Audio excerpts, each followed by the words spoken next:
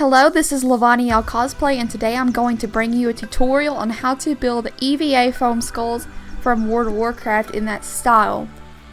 This pattern originally was from Cosplay.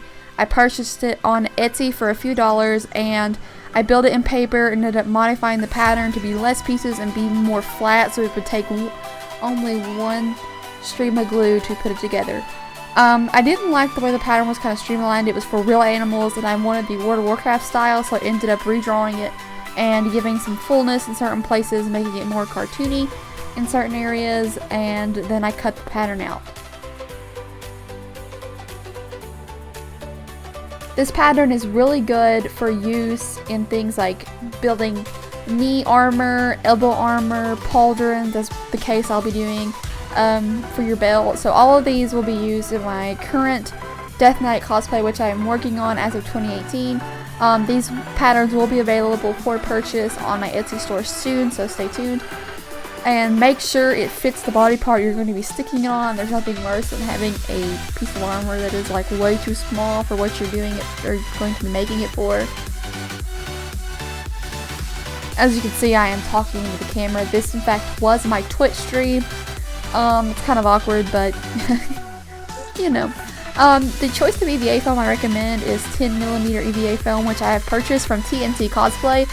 They are a great supply store. You can visit them online, and they ship really quickly. So I'm really grateful for the services they provided. They even give me these silver Sharpies, so they are a great place to source your EVA foam.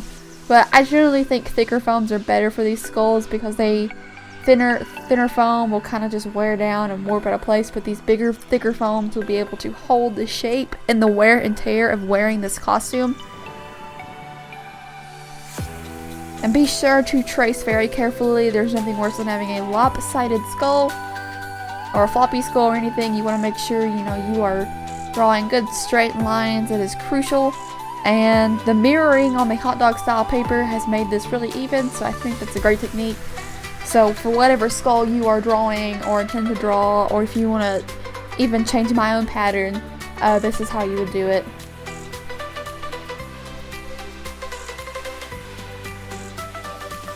Now, instead of trying to cut out circles, which is really hard, I ended up cutting out squares and then taking the Dremel and rounding them out later, which I ended up changing the eye shape later to a more slanted shape. So that's reflected in my current Etsy pattern. So this is not the current skull eye shape that was there.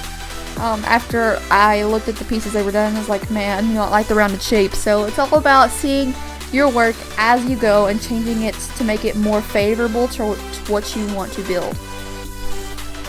As you can see, my knives are always dull, so I'm kind of struggling here to get the EVA foam out. But we get it out, don't worry.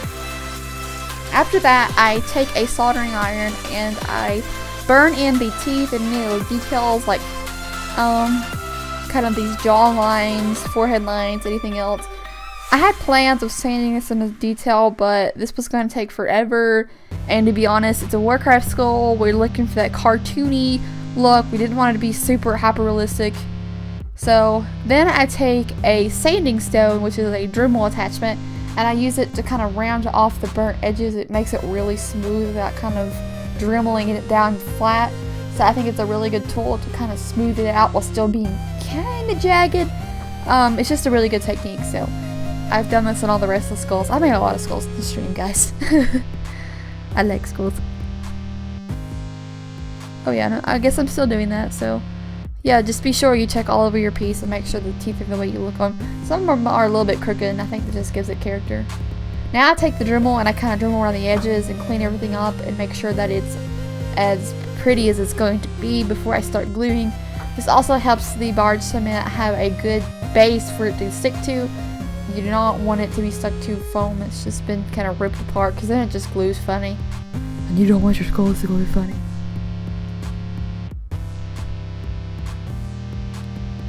I'm also going to spend considerable time making bevels and where the heads are going to glue together. As you can see, I'm showing you here as I'm actually about to glue them. It's very important that these have these glues here, so make sure you do that. Thank you for watching. I hope you like this video. Subscribe please and follow me on Twitch, and come back next week.